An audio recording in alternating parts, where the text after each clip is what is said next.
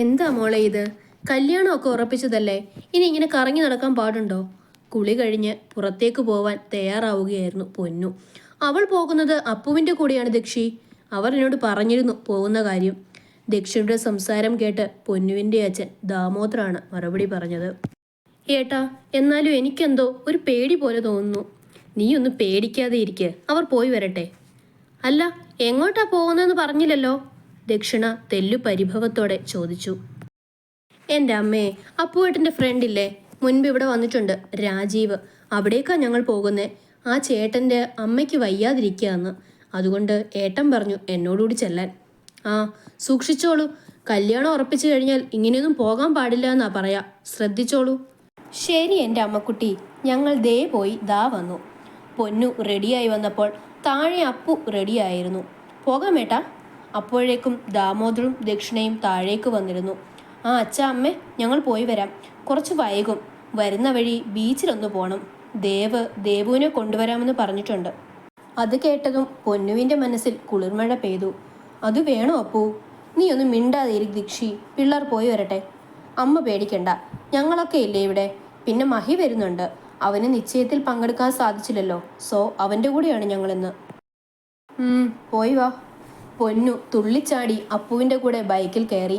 Bike ചെന്ന് നിർത്തിയത് വളരെ ചെറിയ ഒരു വീടിൻ്റെ മുൻപിലായിരുന്നു. അവരെ കാത്തെന്നോണം രാജീവ് ഉമ്മറത്തുണ്ടായിരുന്നു. അമ്മയെ കണ്ട് ഉച്ചയോടെ അവർ അവിടെ നിന്നും തിരിച്ചു. ഒരു വലിയ ഗോഡൗൺ. നേരിയ വെളിച്ചം മാത്രമേ ഉണ്ടായിരുന്നുള്ളൂ. ദേ, അധികം നീ കളിക്കണ്ട.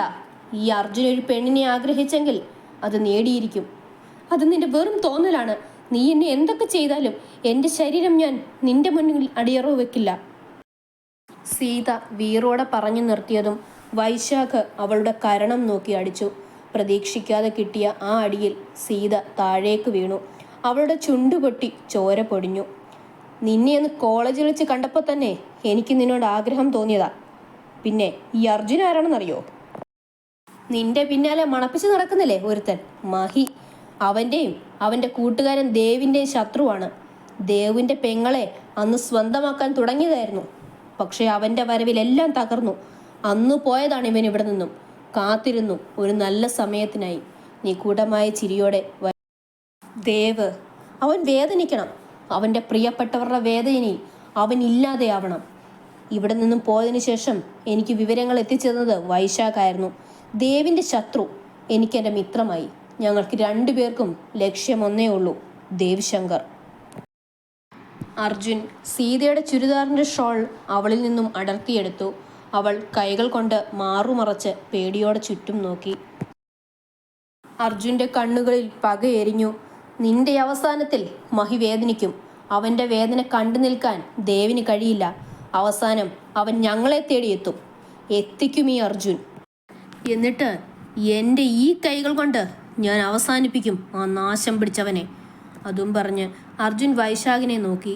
അർത്ഥം മനസ്സിലായി എന്ന രീതിയിൽ വൈശാഖ് ഒന്ന് ചിരിച്ചു. അവൻ ഒരു സിറിഞ്ച് സീതയുടെ കൈകളിൽ കയറ്റിയതും അവളുടെ കണ്ണുകൾ അടഞ്ഞു. വൈശാഖ്, ഒന്നും എടുത്തു ചാടി ചെയ്യണ്ട, ടൈമുണ്ട്. ഓക്കെ അർജുൻ, ഞാൻ ഇറങ്ങുക. ഇവളെ ഇവിടെ ഇങ്ങനെ നോക്കട്ടെ. ചുറ്റും ഒന്ന് നിരീക്ഷിച്ചു വേണം എന്തെങ്കിലും ചെയ്യാൻ. ഇവളെ കൊല്ലണമെന്നൊന്നുമില്ല എനിക്ക്.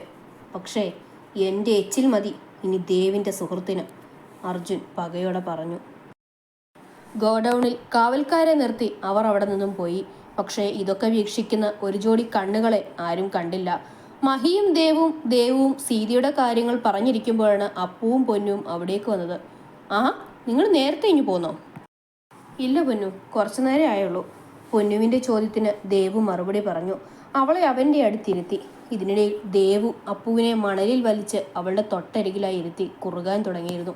അത് കണ്ട് എല്ലാവരും ഒന്ന് ചിരിച്ചു. എന്താ കാമുകൻ്റെ മുഖത്തിൽ വിഷാദം? സീത വിളിച്ചില്ലേ? പൊന്നുവിൻ്റെ ചോദ്യം കേട്ട് മഹി ഞെട്ടി. ദേവി, ഞാൻ പറഞ്ഞതല്ലേ, ഒരേ കോളേജിലായിരുന്നതുകൊണ്ട് എല്ലാം കണ്ടുപിടിച്ച് ചോദിച്ചറിഞ്ഞ് എന്നോട് തന്നെ ചോദിക്കണം. ദേവു പറഞ്ഞതും മഹി ചമ്മലോടുകൂടി പൊന്നുവിനെ നോക്കി. പേടിക്കണ്ട, പുള്ളിക്കാരിയെ ഞാൻ കണ്ടിരുന്നു. കുറേ നാളായില്ലേ സീതയെ കണ്ടിട്ട്. അവൾ ഇതുവരെ മറുപടി ഒന്നും തന്നിട്ടില്ല എന്നും അറിയാം. ഏട്ടനിപ്പോൾ കോളേജില്ലാത്തതുകൊണ്ട് കാണാനും പൊന്നു അവനെ കളിയാക്കി ചോദിച്ചു. പേടിക്കണ്ടേട്ടാ, പുള്ളിക്കാരിക്ക് 100 വട്ടം സമ്മതമാണ്. ഞാൻ അറിഞ്ഞു. എങ്ങനെ? ദേവും മഹിയും ഒരേ സ്വരത്തിൽ ചോദിച്ചു. പൊന്നു അവർ പരിചയപ്പെട്ട ദിവസം ഓർത്തു. സീത കോളേജിലെ മാവിൻ ചുവട്ടിൽ സ്റ്റോൺ ബെഞ്ചിൽ ബുക്ക് വായിച്ചിരിക്കുകയായിരുന്നു. അവൾ ഒറ്റയ്ക്കാണെന്ന് കണ്ടതും പൊന്നുവും ദേവുവും നന്ദയും അവളുടെ അടുത്തേക്ക് ചെന്നു. അവർ വന്നതൊന്നും സീത അറിഞ്ഞില്ല. അവർ അവളുടെ ഇടം വലം ഇരുന്നു. അപ്പോഴാണ് അടുത്തിരിക്കുന്നവരെ സീത കണ്ടത്. എന്താ നാത്തൂനെ ഇങ്ങനെ നോക്കുന്നേ? നാത്തൂനോ? ആ, കിടന്ന് വെക്കണ്ട നാത്തൂനെ, കാര്യങ്ങളെല്ലാം ഞങ്ങൾ അറിഞ്ഞു. മഹിയേട്ടൻ കുറേ പിന്നാലെ നടന്നില്ലേ? എന്താ ഒരു റിപ്ലൈ കൊടുക്കാതെ എന്നറിയാൻ വന്നതാ ഈ പെങ്ങന്മാര്. ദേവുവാണ് പറഞ്ഞത്. ഒന്ന് പറ സീത, തനിക്ക് സമ്മതമാണോ? ഞങ്ങൾക്ക് നാത്തൂനെ ഇഷ്ടമായി. മഹിയേട്ടൻ ഞങ്ങൾക്ക് സ്വന്തം ഏട്ടൻ തന്നെയാ, അതാ ചോദിക്കുന്നത്. പൊന്നു ചോദിച്ചതും സീതയുടെ കണ്ണുകൾ നിറഞ്ഞു. എനിക്ക് അതിനുള്ള പറഞ്ഞു മുഴുവനാകുന്നതിന് മുമ്പേ പൊന്നു വാ പൊത്തിപ്പിടിച്ചു. ഞങ്ങളുടെ നാത്തൂൻ എസ് ഓർ നോ, അത് കേട്ടാൽ മതി ഞങ്ങൾക്ക്. ദേവു പറഞ്ഞു കഴിഞ്ഞപ്പോൾ പൊന്നു അവളുടെ കൈകൾ പിൻവലിച്ചു.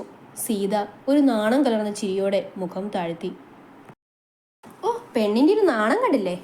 അപ്പോൾ നാത്തൂന്മാർ വർത്താനം പറഞ്ഞിരിക്കെ, എൻ്റെ വിച്ചുവേട്ടൻ ഇപ്പോൾ വിളിക്കും. Okay bye. നന്ദ എല്ലാവരോടും പറഞ്ഞ് ഫോൺ നോക്കി നടന്ന് നീങ്ങി.